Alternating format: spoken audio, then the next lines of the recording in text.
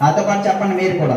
చెప్పాలి గట్టిగా. భారతదేశ ప్రజలమైన మేము భారతదేశాన్ని సర్వసత్తాక సామ్యవాద లౌకిక ప్రజాస్వామ్య గణతంత్ర రాజ్యముగా నిర్మించుకోవడానికి పౌరులందరికీ సాంఘిక ఆర్థిక రాజకీయ న్యాయాన్ని ఆలోచన భావ ప్రకటన విశ్వాసం ధర్మము ఆరాధనల్లో స్వేచ్ఛను అంతస్తులోను అవకాశంలోను సమానత్వాన్ని చేకూర్చుటకు మరియు వారందరిలో వ్యక్తి గౌరవమును జాతి ఐక్యతను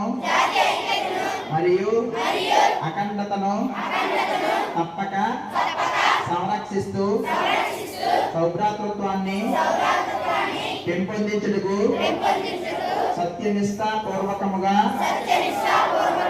తీర్మానించుకుని 26 నవంబర్ 1949 మన రాజ్యాంగ పరిషత్తులో పరిగ్రహించి శాసనంగా రూపొందించుకున్న ఈ రాజ్యాంగాన్ని మాకు మేము సమర్పించుకుంటున్నాము.